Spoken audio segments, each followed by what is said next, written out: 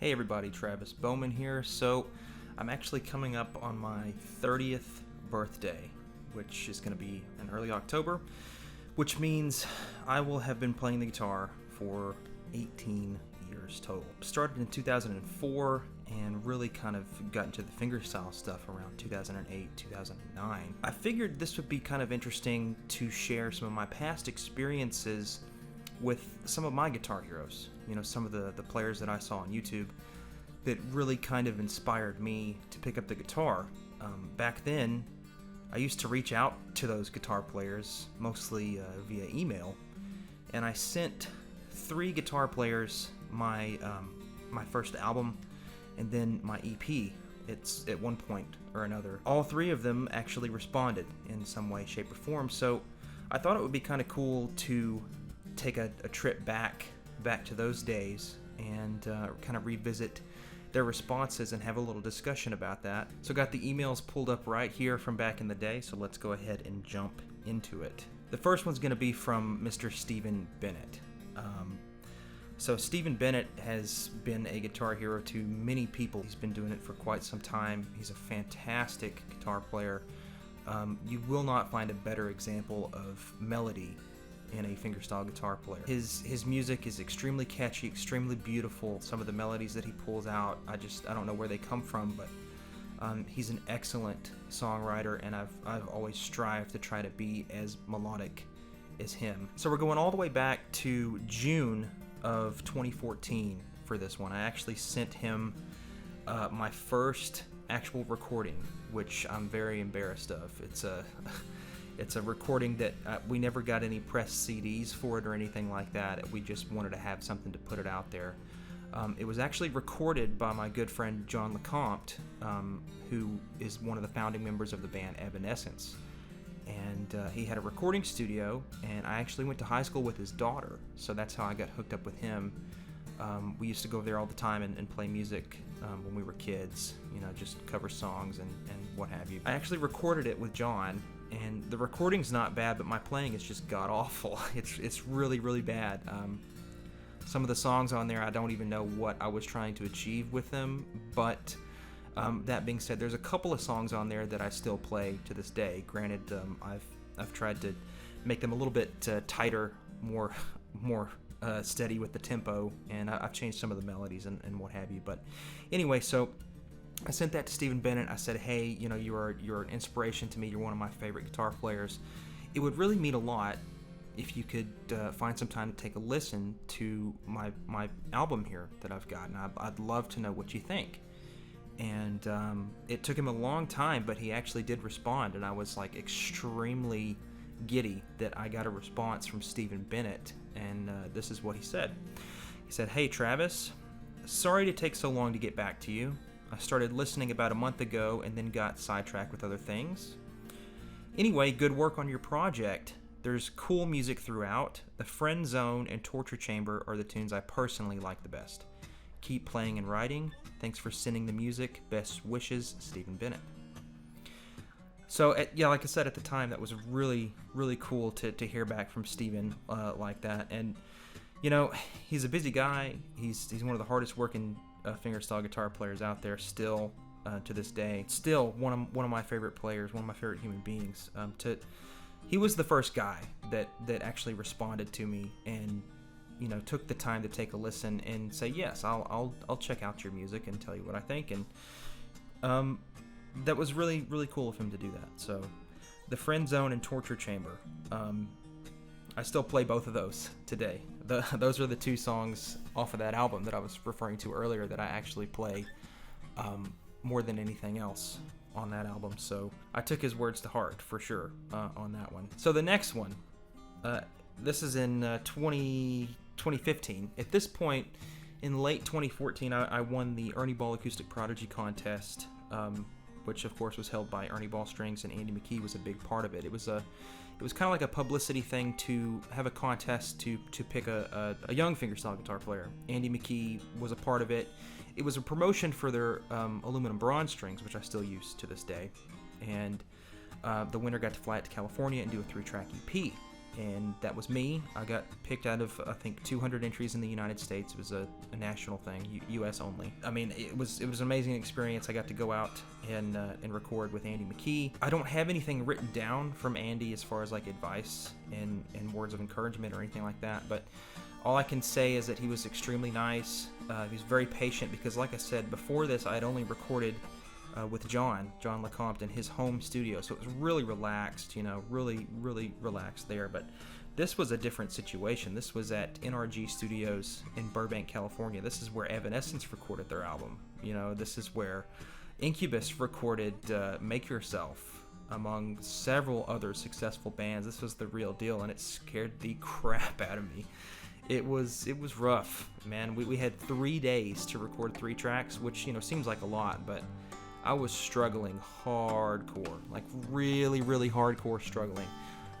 It took me a very long time to get all 3 tracks done. One thing that he did at the end, Andy's kind of like I don't want to say a shy guy, but he, it takes a minute to get used to him and for him to get used to you and to open up a little bit, but we talked about video games and stuff, and that was fun, and we went out to eat together, just me and him, just relaxing, just trying to get to know each other a little bit. And he hadn't heard any of the music that I was going to record, and the first 2 tracks that we recorded were it was a song called The Waitress, and it was the song Torture Chamber. And he didn't have much to say about The Waitress, but he really liked Torture Chamber. He liked the melody that I had going on there and the groove, if I could keep up with the tempo, which wasn't easy all the time. So I actually tried to get those 2 done first, and it was just awful. It was awful. It took a long time, and we couldn't find a take that we were going to be, satisfied with. So we decided to move on to the last song, and I think he was really kind of getting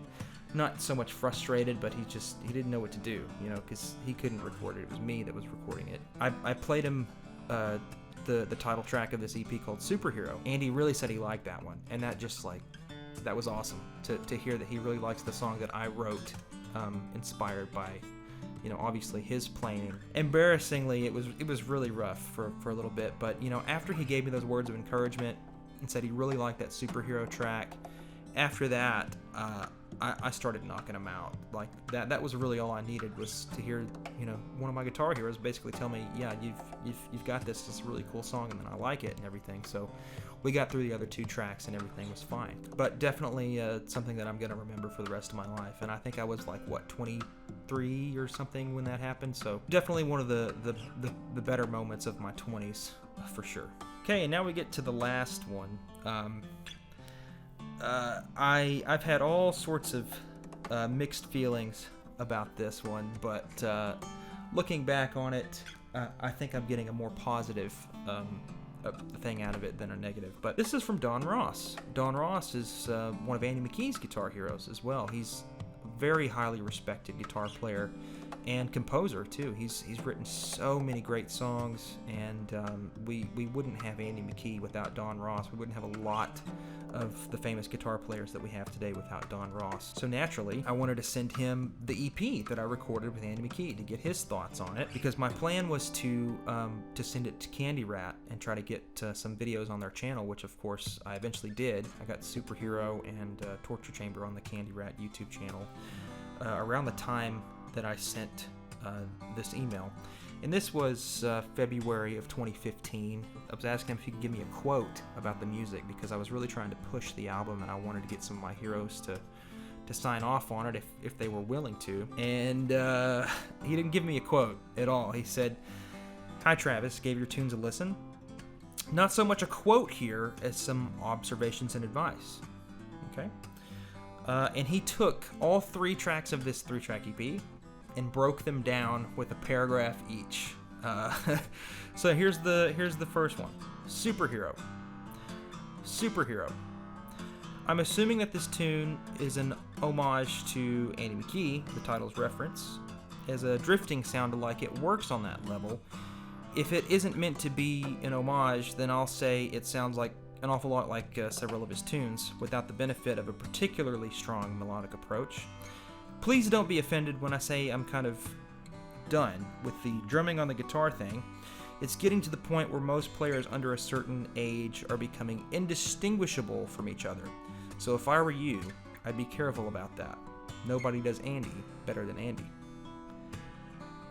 Well, that kind of broke my heart when I read it the first time, to be honest, So before we comment on that, let's just move along to the next song. This is a very short paragraph. The Waitress. You've come across a particularly beautiful open tuning there in the open C major ninth voicing. Easy to listen to.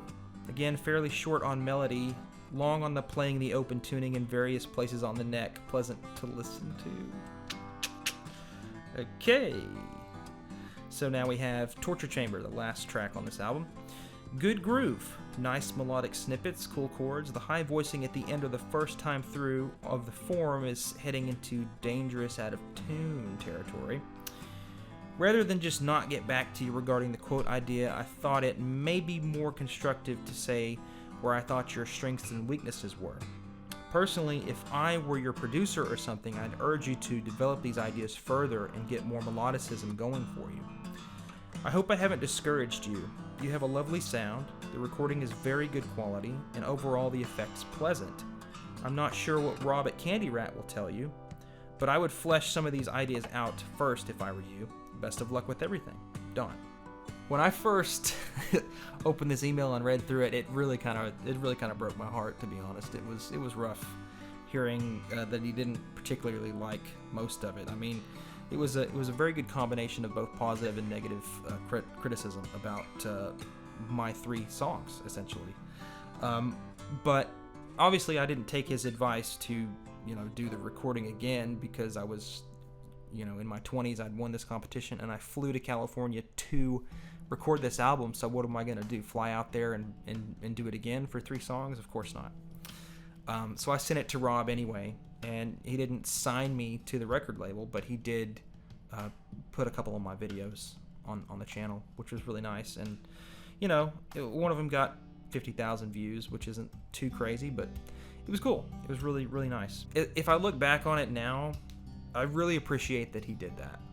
That was a really, really cool thing that he did, actually. I mean, it hurts to hear that one of your big guitar heroes is not particularly fond of your compositions, and realistically, tearing them apart piece by piece and everything. That was kind of rough at the time, but I'm really glad that he did that. Some of those tunes, particularly Torture Chamber and Superhero, I changed a little bit after that, but not too much. I really tried to get a little bit tighter with Torture Chamber.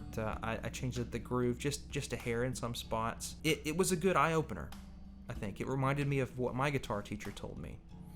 I had a guitar teacher named Dave back in the day, around 2009, 2010 or so.